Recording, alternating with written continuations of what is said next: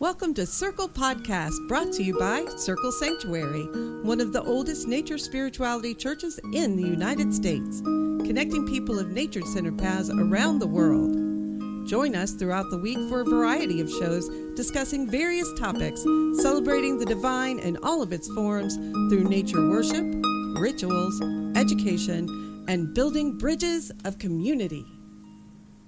Welcome to Urban Unwitches, a podcast to educate, inform, and expand the pagan community. Please join our Discord channel, Urban Unwitches Podcast. Follow us on TikTok at Urban Unwitches, and listen to all our past podcasts on your favorite podcasting platform. You can also join us on YouTube at Urban Unwitches. Now, back to the show. Hello. Hello. We have had we had a bad storm yesterday. Oh. And so the internet and all of the electricity has just all been a little weird. Okay. Because we lost power. And so I've just noticed that when that happens in my little town, it becomes a bigger thing than you would think. Let's hope that doesn't happen often. That's the first time I've had that happen. So let's hope that doesn't happen again.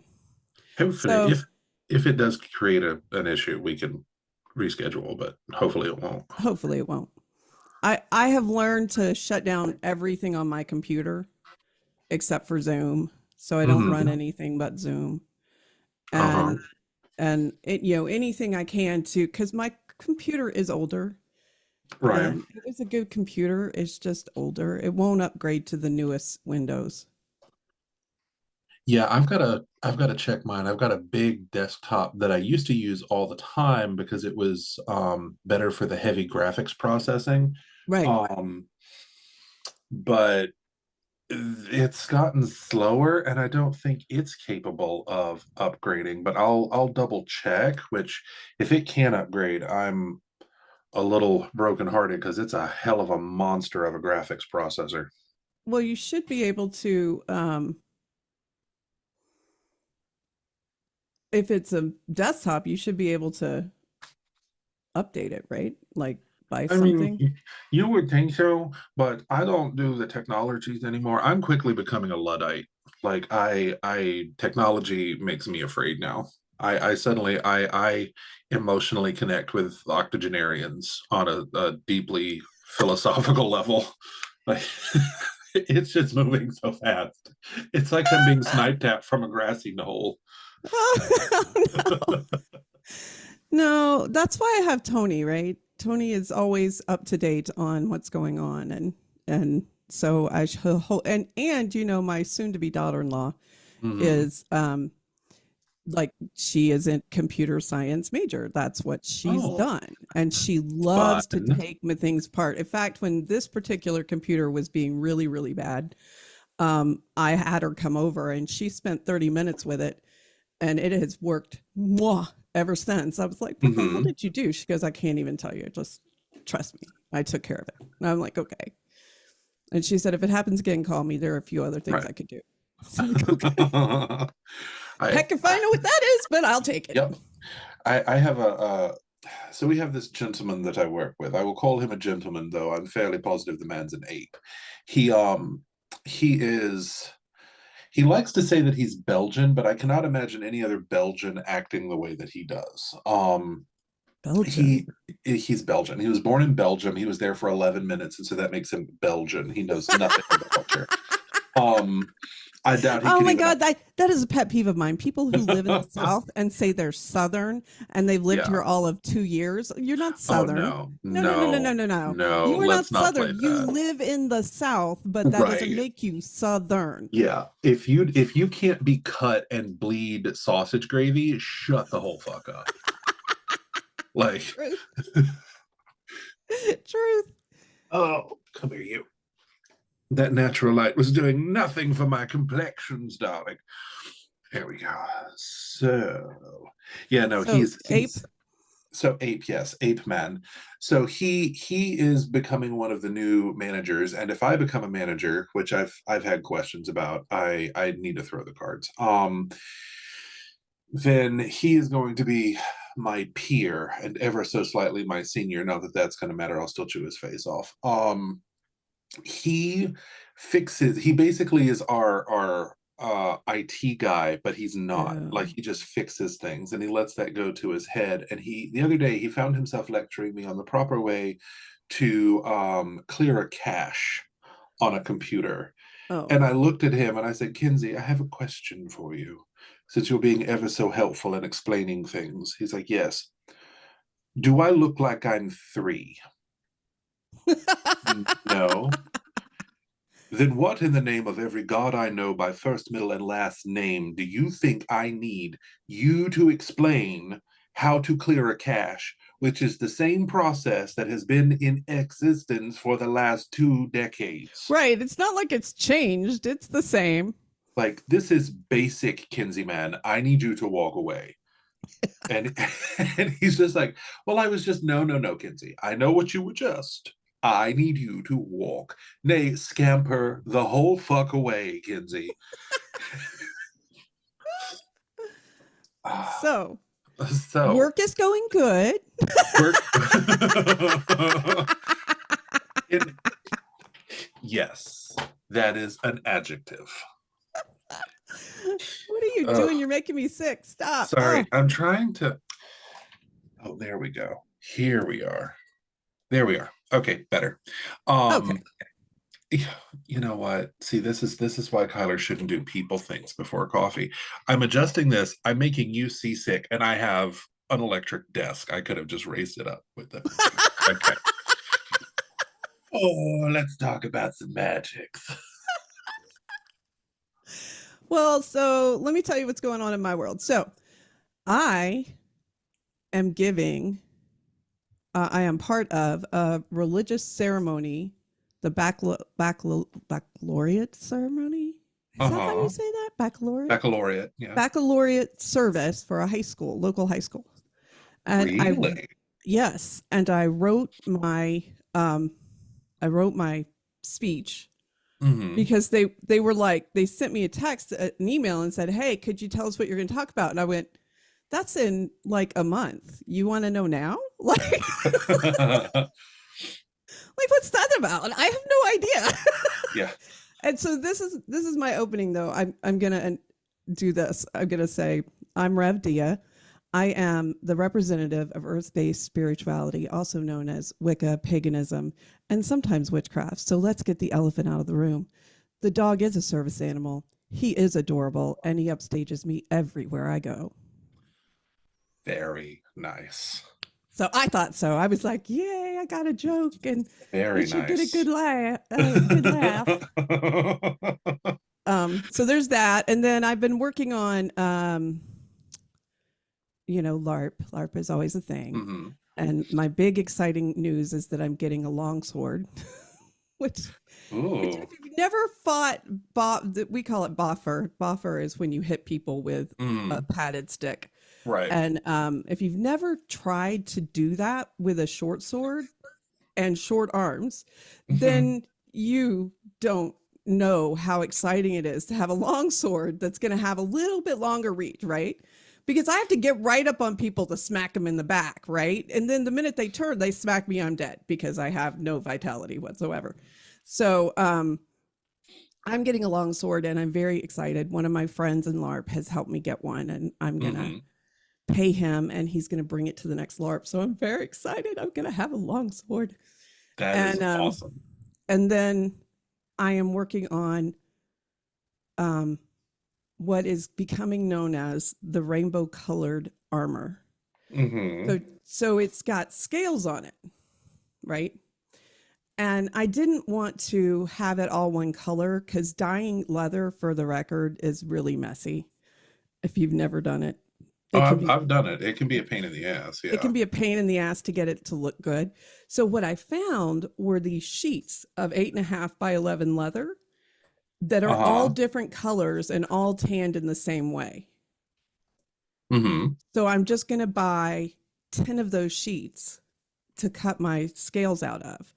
Okay. One of every color they have. And then I'm going to randomly put them on, right? So then you're going to have a random pattern. And one of my friends was like, "You're going to be the rainbow warrior." And I Uh-huh. went, Uh-huh. "I hadn't thought about that, but I just wanted something colorful. And I didn't want to have to, dye the leather myself because that's a pain." So, Hmm. so I'm very excited about that. That sounds like a beautiful, beautiful project. I can honestly say that working with leather um was one of my favorite mediums back when I had the free time to do it. Mm. So I am a little jealous that you get to spend time doing that. Well, Tony and I have different opinions about how to do it. And I've watched a lot of videos about how to go about doing it. Hmm. This particular method I'm doing is from an Instructable. Have you ever heard about that? Hmm. Yep. So it's an Instructable one that a girl did, and you can use it to make little caps for your shoulders too, Hmm. if you wanted to. I'm just making a breastplate and a backplate, and just very simple. I'm not Hmm. My character luckily is not some high sophisticated character, so it's okay if it just looks very basic. But I Right. am going to get iridescent rivets for the Hmm. places where the rivets can show. So Okay. even that'll be sparkly and pretty too. So, Are you but doing? Oh, sorry. Go ahead. and I have Tony's approval of Hmm. my design, and I've actually done it. I've cut it out to scale Hmm. and put it together. And so I have it actually in a paper form where I've actually put it all Hmm. together with tape and paper. Right. So I know it's going to work and I know it's the right size. So yeah, I've done all that. Are you going to do them as just flat scales, or are you going to bevel them? I'm not going to bevel them, although Mhm. people have. And one of the other things that has been suggested is if I could make the scales look like leaves, because my character is a leaf, it's a plant character. So there's been a whole Oh, discussion about could I cut the scales yeah, irregularly to look like leaves, but then you get into scoring the leather yeah. make the veins of the leaves to make it more realistic. And I just don't know how devoted I am to this project to do, Right, right. because That would be a lot. it's 70 scales, Yeah. right? And the scales I'm doing are just a U shape on the bottom, and Hmm. then you rivet them in in an offsetting Right. pattern. And I looked at, you have to have a punch if you're going to do the smaller scales that you want Hmm. to. You have to have a punch for those, and the punches are very expensive, which is weird, but they are. I wish that you were closer. I have three. Of the scale punches. The punches, yeah. My grandmother worked leather, and so Uh-huh. I have her leather working tools. So when I was learning Ah.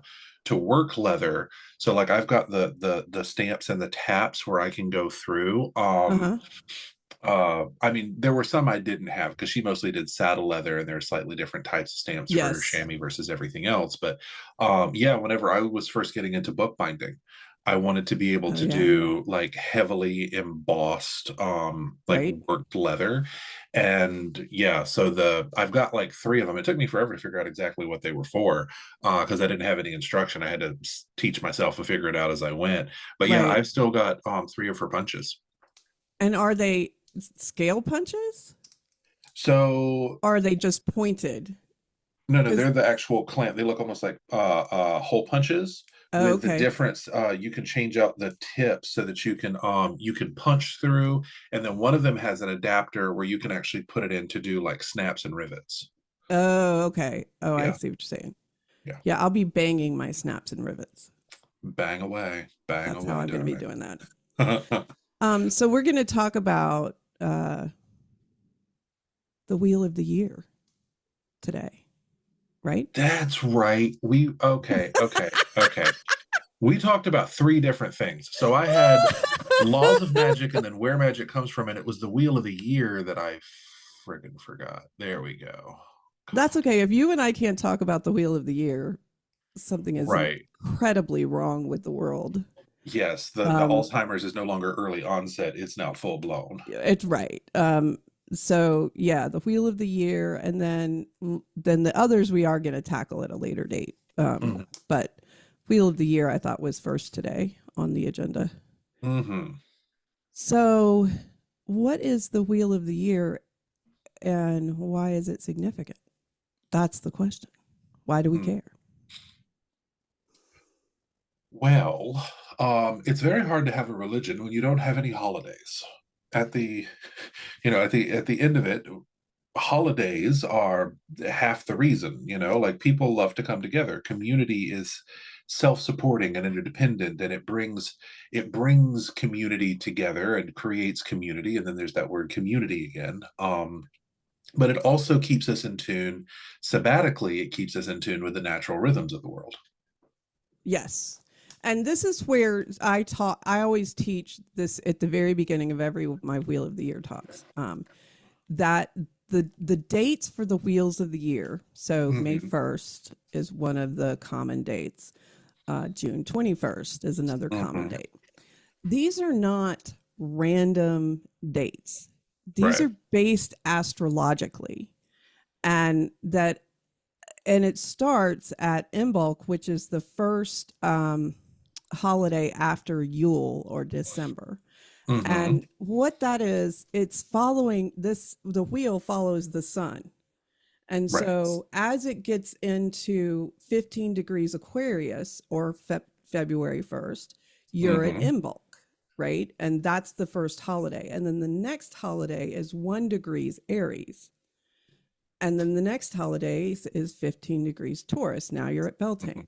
So there's an astrological component that I really think has been lost Mm-hmm. um, among pagan Wiccan witches, that they just don't know that there is a reason for this. And I think it's Right. really important to understand there's a reason for this. Like, Right. they are not random. Even the Catholic holidays to Mm-hmm. this day are astrologically based. People don't Mm-hmm. know that, but it's true. Oh, They it's true. figure Easter off of astrological timing.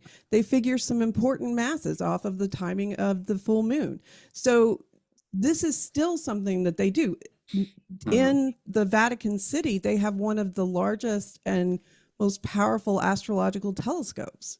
So they can astronomy, so they can see into Mm-hmm. the sky, and they're still tracking things in an astrological way, meaning they're still watching the stars and the planets and doing that. They're still doing that today. Right. So, and they didn't get that from I don't think Jesus taught that. I'm just saying. I think that probably came from, I don't Wait, know, wait. pagan people. I'm Are just you thinking. are you telling me that the Catholic Church has engaged in magical metaphysics? What? I do not Yes, understand. absolutely, absolutely, it has. So You mean this, the only state-sanctioned astrologers for centuries were astrologers? mhm, I don't understand. What? yep, yep, Oh, they were thank you for Christians, soliciting. priests. They were priests, and they've done it a long, long time. Mm-hmm. Um, So that to me is my pet peeve. That my only pet peeve when it comes to the wheel of the year really is that. And it doesn't really change the traditional dates except for Mm-hmm. Samhain. And I always Right. point this out because my group honors the traditional astrological timing. So consequently, we don't celebrate October 31st as Samhain. That is given to Halloween or All Saints Day. And we actually celebrate November 6th or 7th or 8th is typically when it is at 15 degrees Scorpio. And Mm-hmm. that's when you're in Samhain. So that's the only one that it really is different than the traditional days. But the reason we do it, oddly enough, has nothing to do with magic and everything to do with we have children in our group. And so we didn't want our people to have to decide between going out and trick or treating and being part of the Halloween celebrations and Mm-hmm. coming to a Samhain celebration. So by celebrating astrologically, we have a better timing for that. But Right. as above, so below, the magic is in the timing as well, right? Right. So you want to explain a little bit about that? Because we talk about as above, so below, and this is a really good place to introduce more about what that means. So Ironically enough, I just had that conversation with Chris yesterday. So as above, so below deals with a concept that I call like divine mirroring, where you Hmm. are. That is not an official term. Kyler No, I like names it. things in his head. Yeah, it's he likes the frou talk. So basically, as above, so below means that what is in the micro is reflected in the macro. What is in the macro is reflected in the micro. It actually kind of harkens back to one of Bonawitz's laws of magic. Hmm. The law of connection. It's got a couple of different names, but it's also shared in quantum entanglement theory, right? So Right. the idea that what is happening right in front of you is reflected by the greater universe and back and forth. So if you recognize the same day as holy, the same time as holy, does it eventually become holy? So that is one of those Mm-hmm. concepts in it. There's that is a difficult one to tackle because there's so much in it, right? Like it is literally a function, a core function of the universe as we as people have come to understand it. Right. And I always say, as it is in the heavens, so it is upon this earth, which is Right, a good reason why we study astrology, right? right. Because what we're saying is there is an energy for a specific astrological moment. And that energy translates itself to this plane that we're living in and Hmm. what we're actually doing. So there is value in celebrating us astrologically, but there's also value, as you were saying, with the law of connection, to not celebrate astrologically, but to celebrate on the common days, because those days are where all the other pagans are celebrating too, right? Hmm. So you're tapping into that universal energy of Imbolc, the universal energy of Ostara. Hmm. Um, and so that is just the as above, so below is really fitting for this discussion, I think. Oh Um, yeah. I think also that we should kind of quickly go down the eight Sabbats and name them. So I'm just going to name them. Imbolc is Sun at 15 degrees Aquarius, or February 1st. Ostara is Sun at 1 degrees Aries and March 20th or 21st. Beltane, Sun at 15 degrees Taurus or May 1st. Litha, Sun at 1 degree Cancer or June 20th or 21st. Lammas, Sun at 15 degrees Leo or August 1st, also called Lunasa. Mabon, Sun at 1 degrees Libra or September 21st, 22nd. Samhain, Sun at 15 degrees Scorpio or October 31st. And Yule, Sun at 1 degrees Capricorn or December 21st. And what you should understand is that Yule and Litha are equinoxes. No, Yule and Litha are the solstices, Solstices. and Mabon and Ostara are the equinoxes. So Right. Ostara is when day and night are equal. So is Mabon, and then Yule is the longest day, and Midsummer is the shortest. No, Yule is the shortest day. Midsummer is the longest day. Y'all, I am so dyslexic. You just have to roll with it. You just have to roll with it. I get it wrong a lot. I don't mean to. I hope I don't confuse you. But yeah, so we're looking at the solstices and the equinoxes, and then what we call the cross quarter days, or the exact Mhm. midpoint between the solstices and the equinoxes all the way around the wheel. Mhm. And this is visualized as a 180-degree wheel in much the same way an astrological chart is 180 degrees. Yep. And you can put obviously Aquarius, Aries, and Taurus are all on this wheel, and you can Mhm. match that up. But it's more than just. Well, let's talk about the history first before we get into why we do it. Ooh, Um, history. the history of the The wheel. history. It is not historic. There are no pagans out there ever who celebrated, Eight holidays. ancient pagans. There were no Yeah. ancient pagans that celebrated the 8 holidays that we're talking about. Right. So yeah, this is kind of one of I have a lot of favorite riffs. I just realized that. I think I basically teach through rant. I'm like Lewis Black but pagan. It's great. Um, so There is in paganism a concept known as Victorian scholarship.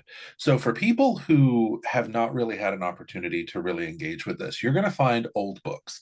Just because they are old books does not mean that they are right. So, Mm-hmm. there was a metaphysical occult renaissance in Victorian England. Mm-hmm. And in Victorian England, people had very strong opinions about literally everything and how the world works, and specifically about people who were less than they were. So, ancient savages and anything from the continent of Africa, and basically anything that wasn't British. And so, these folks went out and they dug up Egypt and they went around the world Mm-hmm. and all this, and they gathered all this information and promptly got most of their archaeological information wrong. Right. They Archaeology was in its It's infancy, and they just got it so incredibly, exquisitely, painfully wrong so often. Well, And and they did the crazy things like they would bring a mummy, a sarcophagus to uh, Britain and have a sarcophagus opening party. yes, Oh, yes, where I mean, can you yes. even Oh my imagine? goodness. Yeah, Yeah. let us show we do not respect your culture, period, Period. without telling us that we do not respect it, but somehow it's still exotic and wonderful. Like, Right. seriously. One of my all-time favorite books is was written by Anne Rice. It was The Mummy or Ramses the Damned. Wonderful book. Absolutely loved it. But it literally is centered on a mummy presentation party Right. in England. So, In they England. bring it, right, the dampest, saddest, dampest place ever, and you're going to bring a mummy and just open it in the parlor. That's a great Yep. idea. Oh, the tangents today, Dia. I can tell the ADHD medication's not working. Um, it's done a lot of heavy lifting this week. But seriously, there's this Victorian scholarship of which the great salty dog himself, Gerald Gardner, Yep. was a recipient of. He Mm-hmm. was a Victorian gentleman and he had those Victorian sensibilities. And he could borrow ad nauseum, ad hoc, with no problem whatsoever because cultural appropriation wasn't a thing we would discover until the 60s. So he basically borrowed a lot of things. Now, that's not to say that these holidays didn't happen, but Right. in an early agrarian culture, the thing to remember is we didn't have super farms. We didn't have the advanced agricultural techniques that we have today. Nobody had a John Deere tractor. You had an irascible mule, you had a dull plow, and you had 14 children, none of whom knew exactly what to do. So you had inefficient farming techniques, and you had hunter gathering. Nobody had enough free time in their process of just surviving to go and do 8 sacred holidays of this and that. It Mm-hmm. didn't happen. Certainly not out in the country where a lot of the practices that we recognize today happened. They Mm-hmm. were folk traditions. They may have happened at different times in different places, but there was no unified calendar. A lot of words to say, things got smushed, and now we have a wheel of the year. Right. And that the four fire festivals, Samhain, Beltane, Mhm. Lunasa, and Imbolc, we do know those were celebrated. They In were, the yeah. Celtic Isles, so this or the Mhm. Gallic Isles, we're talking about Wales, Scotland, England, Ireland, even Cornwall, in France, Cornwall, and into yeah, the French side near England. right. Do we know those were celebrated for sure, and that's where those come from. These traditional things, and there's a great book called Kindling the Celtic Spirit, Mhm. by Mara Freeman. I really recommend this book if you want to look at the Sabbats from a Celtic point of view, right? Just let's be very clear what we're dealing with, right? Celtic. And she has gone and done a lot of research and she's really delved into various places where these were celebrated. She's from the Gallic Isles, so she is familiar with some of the traditions that have been held over and continue to Mhm. be to be observed. And so I really like her book. And even she says, the other holidays, the cross quarter days we're talking about, those are more Germanic, Anglo-Saxon, Nordic. Mhm. and they were kind of put together with these the Gallic Isles fire festivals, and to Right. create this whole Wheel of the Year. But it's also, the Wheel of the Year is also based on some popular myth. My probably the most well-known one is the Holly King and the Oak King, which is Mm. put together by Sir James Fraser, Margaret Murray, and Robert Graves. And Robert Graves should sound familiar to you because Robert Graves also is where the triple goddess aspect comes from Mhm. originally. He wrote some great poetry about there being a triple goddess, and it has worked its way into Wicca and paganism in general, this idea of a triple goddess, which is another podcast. But Oh, but can we told just a moment, please? I'm okay. begging you. It's like an early Okay. birthday present. Okay, so the triple goddess. Love the concept of a triple goddess. Beautiful, Graves, beautiful poetry. Yes. Have read it, loved it, weaned on it, all that. Not every deity is some part of a triplicity. Okay, Right. like that is just a thing I have to toss out for the new seeker, for the new person on this path. If you read a book and they are talking about triple this and triple that and triple this, you may want to look at those sources, because Right. they're really in antiquity there were not that many triplicities. It's become a very Right. popular concept Mm-hmm. as feminism in this country and Starhawk and all of that, but the historically not everything was part of a triplicity. Let's just toss Right. that out there. Okay, I'm Right. done And we ranting. could, I mean, and there are several Celtic ones. Epona, it comes to mind, especially, is not Mhm. a triple goddess. Right. Diana is not a triple goddess. Uh, Artemis, not a triple Hmm. goddess. Athena, not a triple goddess. Right. So there are lots and lots and lots of goddesses that we know historically were not, like, from archaeology, we understand they were not a triple goddess. They were Right. themselves and only themselves. So that is a good point. Hmm. But the Holly King and the Oak King, and in the Holly King and the Oak King myth, the Holly King rules from Yule to, I always get this wrong and I don't have it written down. The Holly King rules from Yule to Midsummer, and then the Oak King rules from Midsummer to Yule, right? Or is it the opposite? I don't follow it, so I'm going to be real honest. It's academic to me. Okay, well, let's talk it through. No, I Yeah, think I have it backwards. I think the Oak King, because the Oak King is born at Yule, so he must take over at Yule. right. The Oak And King. Yeah, so so Yule to Midsummer is the Oak King, and he's all in his prime because he's right. impregnating the earth, and so that's what he's doing. And then he gives over the harvesting to the Holly Hmm. King at Midsummer, and the Holly King then is Yes. old at Yule, which is why you see a Right. bearded person at Yule being the symbol of Santa Claus, if you will, and where all that Right. comes from, the reason he's old. My favorite uh, representation of the Holly King Oak King myth is, and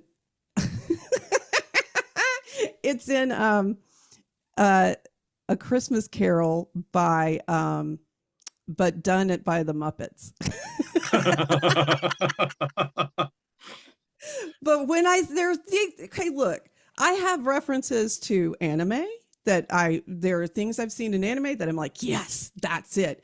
Well, this is Mhm. it. If you watch that particular Christmas Carol, the ghost of Christmas present starts out as this very young, strapping, and then as he's on screen, very subtly and slowly he ages until he's an old Muppet. And that is exactly what we're talking about from Midsummer to Yule. It is a really good example of that mythos, in my opinion, because he starts out big strapping. I'm going to help everybody, get all in the harvest, and then once the harvest is over, then there's no need for me anymore. So I'm just going to pass out of time and not be useful anymore. And that's why the Oak King takes over Yule. And some people, some covens will have a sacred drama where they fight each other, and then Mhm. always the one that's supposed to die gives it up, and it's the idea is that his sacrifices allows for the continued either impregnation or fertilization of the soil, or allows for the harvest to be great, whatever, how you want to look at that. So Right. that's the Oak King and the Holly King. And then some people, the one I don't follow a lot and have never read a lot about is the boar and the stag, which So is that another Celtic myth. it is, and it deals with that symbolism really comes out of like Welsh symbolism. It's you see the boar and the stag as a repeat concept in the Mabinogion, Right. um, which if you have not read the Mabinogion, it's basically the Ulster cycles. It's really really interesting, honestly. What the Welsh have very much their own language system, Mm-hmm. very much their own culture. The thing about the British Isles, we talk about it being Celtic, but these are a lot of smaller cultures that have lived together and often quite unharmoniously for a long period of time. Right. Yes, do not call a Welshman an Englishman. You will have a reaction. Ooh, And yeah. if you call a Scotsman an Englishman, Oh, you will need your jaw wired shut. yeah. Mm-hmm. The It's a whole thing. Mistakes made when one is young in college and probably a little too tipsy, but the but yeah, no, the stag and the boar, very much the same concept of primacy being handed over, because in the old world we're seeing more and more evidence that they didn't have one unified year like we have today. They had a light year and a dark year. Right. And so like this concept is even played around like in popular culture with George R. R. Martin's A Song of Ice and Fire, so Game of Thrones. Mm-hmm. They had summers and they had winters. Like winter is coming, and they could have years of winter, and then the last summer that they left as they went into the Game of Thrones storyline was a 7-year summer. And Mm-hmm. so he played around with this agricultural idea. And the ancient Celts, the Welsh, all of them, they had their lives depended on these cycles. They didn't have Publixes, they didn't have refrigerators. If they didn't have sources of food, they would die. A harsh winter could wipe out a community. Yep. So they had a lot of really, really strong mythos around it. And even today, we have really strong connections. I actually had a friend of mine, Berto, who was teaching a class. Now, most of you do not know Berto, but he is probably one of the nicest human beings that have ever lived. Mm-hmm. He was teaching this class and he brought up the Holly King and the Oak King. And we had somebody visiting our group that day. Mm. And when he made the mistake of mentioning this didn't happen in antiquity, this Ooh. person exploded. I mean, thermonuclear exploded. Mm. Now, Berto was not all the way full and or all the way through his development at the time, and he did not like public conflict. And this person argued. I mean, argued this Mm. point. We have done a ritual to the Holly King and the Oak King. We have done this ritual, and I was the Oak King or something like that. Right. And I felt the spirit and all that. Unverifiable personal gnosis cult crashed with actual Right. historical fact. And that was a very interesting thing. Yeah, no, he definitely got a rum and coke that night because girlfriend had a difficult discussion on his hands. Well, and here's the thing, it doesn't have to be historically accurate to be Mm-hmm. real. And I'm going to use Sailor Moon because here we Right. go. Sailor Moon has had millions, and I'm not exaggerating, millions of people worship and at the television of Sailor Moon and at the Mm-hmm. idea of Sailor Moon. And I guarantee you that if you went into a ritual and you called Sailor Moon, the energy of Sailor Moon would come because it is an energy. It's an energy that popular culture has created through through group mind. We all agree Mm-hmm. Sailor Moon is this one thing, and so that is the way it is. Same with all the Sailor Scouts. So just because it's not historically accurate doesn't make it Mm-hmm. energetically true. Those are Right. two separate things, and I think sometimes we conflate them. And it goes back to that conversation we had at another podcast about about being oh, what's the word, I'm losing the word, being being oh, not verified but being legitimized. Legitimate. There we go. Okay. History doesn't legitimize energy. Right. quite the opposite, right? And I think energy is what legitimizes energy. And so he could have been the Oak King or the Holly King and felt the Oak King and the Holly King be Hmm. present, but that doesn't mean that it's historically accurate. That's two different things. Right. And he was Berta was very clear that in no way, shape, or form was he saying you didn't have a real, honest, Right. authentic experience, and said Hmm. that several times. But the fact that they had locked on to this Victorian scholarship. And the reason that I brought this up a couple of times, it's not just Kyler being scattered because he hasn't had enough coffee, which is definitely a thing that happens. But we lock on to these truths, and we lock them in as hard T, big T truths. And if there is a thing that can hobble a practice, it is that. Always give yourself the freedom to know that what you are studying may change, because a lot of this is coming out of research of previous cultures, and so you have to allow yourself to adapt. So when we're looking at the wheel of the year, these come from multiple cultures, Right. multiple regions in the world, and so we have to stay a little bit loose. It was always intended as a template by Gardner, and then later it became this hard thing. If you live in Florida, you're not going to practice Imbolc. Nothing is happening in Florida in Imbolc. Hmm. It's Florida. Here, I can go walk in the snow and find a snow rose. Like, it's a thing. Well, and I think also as paganism expands itself into like Sumerian culture Mm-hmm. and even into African culture, the wheel of the year is going to look totally different because then you get Yep. into rainy seasons and non-rainy seasons. And Yep. that's a two different thing. And I Mm-hmm. remember I did a public class about the wheel of the year. And one of the things I challenge everyone to do is I bring blank wheels of the year and I go fill it out. Mm-hmm. Fill it out for you. Fill it out for how you would do it, not how I've just taught you. I want to know what you would do. And Mm-hmm. he sent me back, because he's a scholar, he sent me back 3 wheels of the year for Sumerian culture. And it Mm-hmm. was amazing, right? And a lot Mm-hmm. of it was delineated by rain and when there was rain and when Yep. there wasn't rain. And so I think that that's something to keep in mind, that as we expand our idea of paganism beyond the Celtic world, then we're going to expand our understanding of what the wheel of the year is. We can even, when we've already done that, when you go to Australia and you meet with pagans, they flip. So if we're Mm-hmm. celebrating Yule, they're celebrating midsummer, right? So it's opposite down there because you've Mm-hmm. crossed the equator. And Yep. so everything is different down there. So I think that's one of the things to keep in mind when you talk about the wheel of the year. It's not historical, Right. doesn't make it inaccurate, and it doesn't make it energetically true.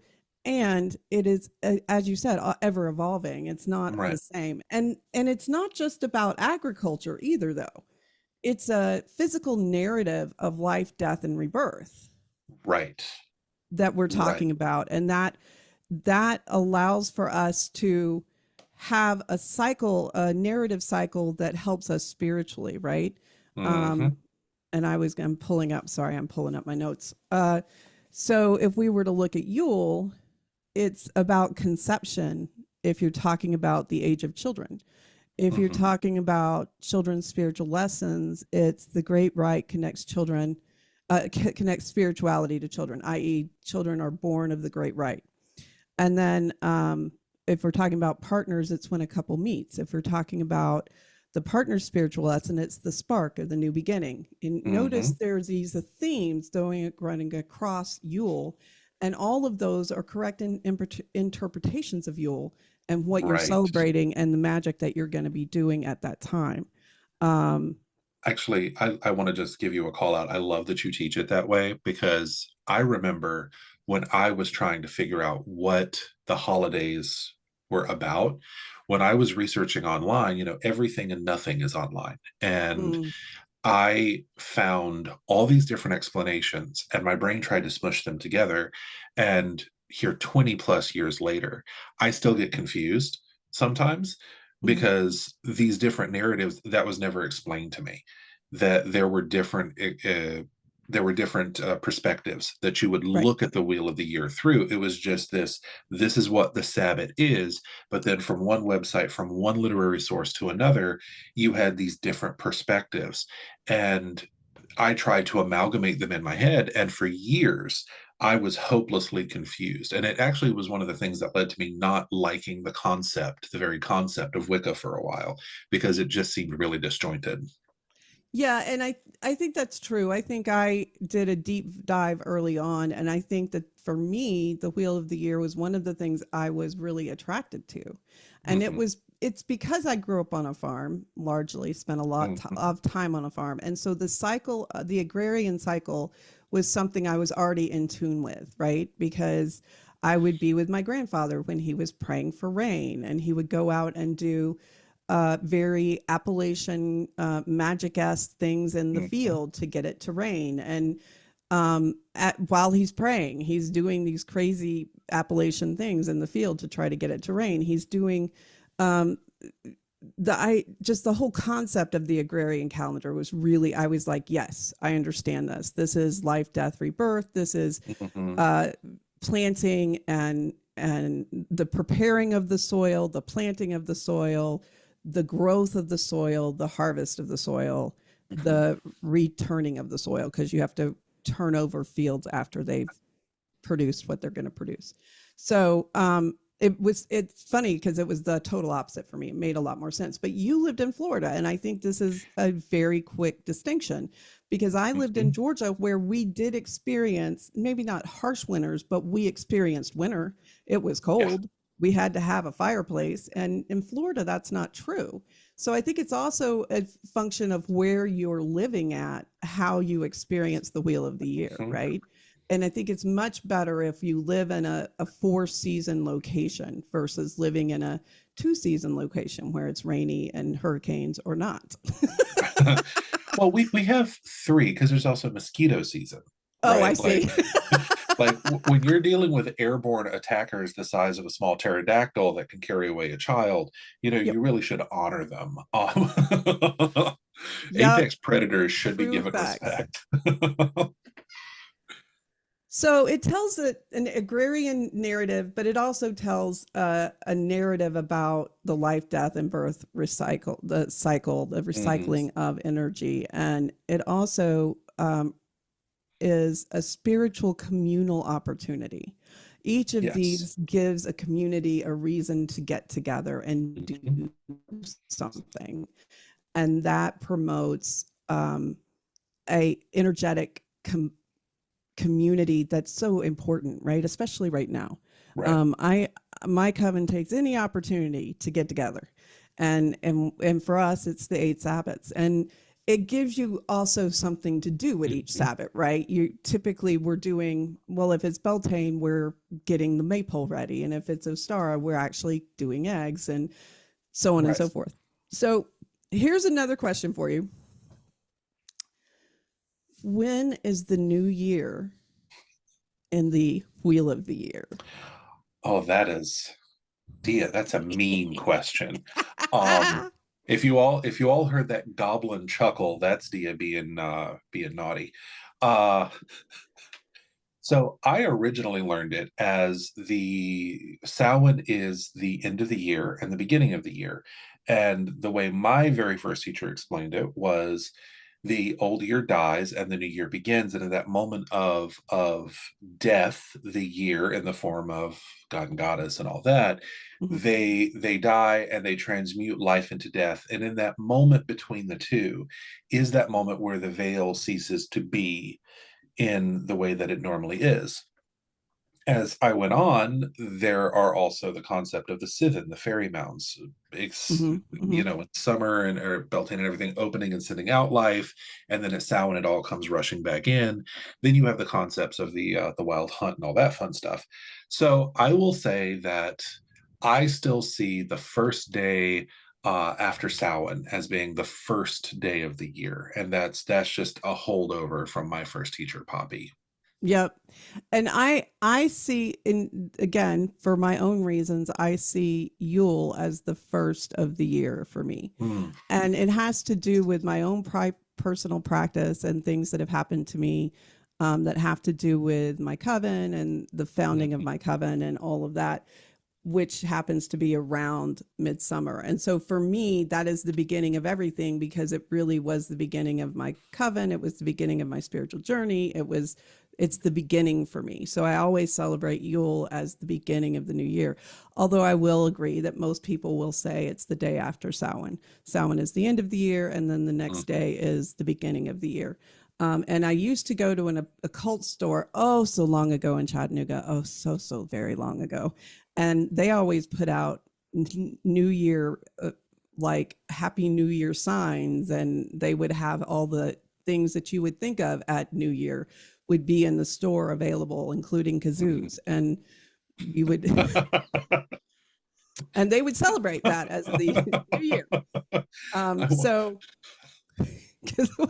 I caught him with kudzus. You broke me, because now I have images of somewhere the internet hearing this is going to find an ancient culture to put the kazoo on as an ancient ceremonial musical instrument around a particular Sabbath. It's going to exist somewhere. Hey, I learned so weird things to have learned. I learned that the kazoo was founded, established, and created in Macon, Georgia. Like, I'm not kidding. And the king of kazoos owns the only kazoo factory in the world that happens to be in Georgia. Not in Macon anymore, but it's in Georgia. The things that I don't even know why I know this. I just know that I know this, that the kazoo comes from Macon, Georgia, and that the king of the kazoos, he owns the only factory for kazoos. So I need the internet. Internet gods, hear me now. This is my plea. I need someone to write a musical piece called the Anthem of Macon. Yes, you can rhyme words like bacon, and I need it played on the kazoo. Oh my goodness. What, we have done it again. We have gone way off topic. You brought up kazoos. I did. Mean, I did expect? It's my turn to have done it. Yeah. So now we're going to go through, we don't have a ton of time, but I'd like to go through the 8 Sabbaths and what they're about. And I started this question with, when is the first Sabbath that you celebrate? And you were saying the beginning and the ending is Samhain. And so that's where we'll start. Okay. So instead of explaining what Samhain is, I thought we would talk about one of us or both of us might say what we like the most about doing at Samhain. Oh, okay. Oh, it's my turn. Okay. It's your turn. So at Samhain, I've been very honored to have some really wonderful experiences at Samhain. One of them was a ritual I got to do with all of my friends, and it was one of those cast of thousands situations where we actually, not saying it was the best idea, but we were very young, and we got some very interesting results. We actually called on the voices of fate and had 3 different priestesses as the old fate. So Scuda, Atropos, and even the Morrigan, who's not necessarily a voice of fate, but still. We had a drawing down, and so 3 different priestesses drew down a voice of fate, and people would walk through their gates, and each of them would whisper words of wisdom to them. And at Samhain, a time which is about, going back into the earth and going back into rest, that time of death is part of life, the voice of fate. Plus, we managed to figure out how to do like a 6-foot tall green bonfire. So that was really cool. It was very Maleficent-esque. That's cool. Oh yeah, it was a big cast iron cauldron and just 6 feet of green flame. And it was like Angelina Jolie almost showed up with a raven on her shoulder. It was so great. So that was one thing. Like, I really like to spend that time thinking about the year that was, as I prepare to go into truly the darker time and prepare for that rest. So that's the big theme that I resonate with at Samhain. Well, my coven has always done a 7-day candle for the ancestors. So for whoever has passed, we light a candle at the beginning. You come in, that's the first thing you do. You get a white 7-day candle. you take a marker, you draw the person's name on it and other information that you want, or even signs and symbols, and then you light it and we leave it. So it's an altar, if you will, of 7-day candles, Mhm. honoring the people who have been in our coven and have died, and honoring the people in our lives who have come and died, or our service animals or our animals. Mhm. Because I always light one for Alice, who was my first service dog. So that idea of honoring the ancestors is a really big part of our coven experience when it comes to Samhain, and it's Mhm. something we did. Although the best Samhain I ever went to was with a coven that is no longer, and I got it out so I could read it. It's called Soul Circle Stones, and what they did was they set up gates, and at each gate, you picked a stone out of a basket. And when you were done, you had a divinatory system. And Mhm. so it really ties this idea of divination in with Samhain, and the Mhm. idea that the veil is thin. And so divination is a big part of that. So yeah, so that's Samhain. After that is Yule. What about Mhm. you? So speaking of being the Holly King and Oak King, we always Mhm. have a Holly King and an Oak King in my coven at Yule. The Holly King is always the oldest male. And Mhm. last year it was Tony. He was so mad. He was like, "No, I become the oldest male." So Tony was the Holly King, and then the youngest male ends up being the Oak King. And Mhm. last year, we threw out the binary system of worlds, and we allowed them to be. Mhm. They were the Oak person, and tried to understand that those energies are in us all. They're not and they're not necessarily binary. They're on a scale, and Mhm. that doesn't make it any less holy or sacred. So we were very excited. Our Oak King did a very good job, and they have jobs that they do Mhm. through the night, because we stay up all night. Like, Yule is an all night party, and there are things we always do. We exchange gifts as part of it. The Holly King and the Oak King work together to hand out gifts. Mhm. We have certain rituals, and then when the sun comes up, there's a ritual that's done between the Holly King and the Oak King. And so yeah, so that's a good time, and that's what we do at Yule. What about you? So many years ago, I came across the concept of, I believe it's a Norwegian observance. You do an all-night vigil because it's all Yule is all about the return of the sun, the single candle flame in the dark of night, that seed of the sun that's returning. Um, so they would do this thing where they would give a gift of a book to a family member, and then the whole family sits around by the fire reading with each other all night long and drinking, probably very spiked hot cocoa and all of that. So I have always loved that. And so for years we've done that. But recently, because I have become infected with the nerd virus that is Dungeons and Dragons, we now do an all night solstice one shot campaign, and it's usually themed around Yule. One year we did it where Krampus kidnapped Santa Claus, and a bunch of gnomes, aka elves, had to go and save him from, and then it's been this whole thing. But We've every actually done that ritual. That is so weird. Like no, we had the D&D uh-huh. campaign where Krampus stole Santa, like, to Mhm. the T, and then we were the elves that went to save him. Yep. I Uh-huh. can I can honestly say I've never seen such a gaggle of insanity as my friends playing elves and gnomes, trying to save Santa. These were experienced D&D players, and the inanity and insanity were it set a standard for me that lasted for years. But yeah, I really enjoy the all night vigil, and there's a lot of things you can do with it, but I do enjoy the all night D&D party. And then also the reading, like, I will say it is very hard if you're reading all night to stay awake all night. Yep. We usually end the day with about 10% of those who start, but they give it that old college try. Oh, we give out $100 gift certificate for the person that stays Oh. up the longest, because we also light a sacred fire in a fire pit. Mhm. So somebody has to keep it going until Oh, morning, yeah. right? So it can't be left unattended. So in order to promise ourselves that at least one person stays up, we give it, and it's known. They know there's $100 gift certificate somewhere in it for you if you stay up all night and make sure that fire doesn't go out. Because Lord knows I don't stay up all night anymore at all. It does not happen.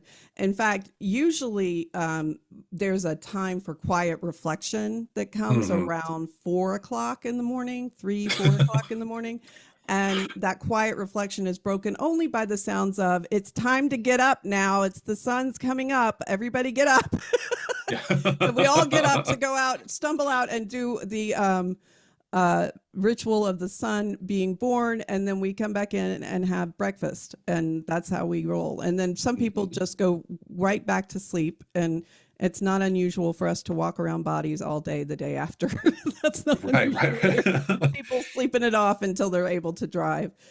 So yeah, and I want to point out that the Yule and the Christ myth are really closely linked here, because the Christ myth says that it's the birth of the S-O-N.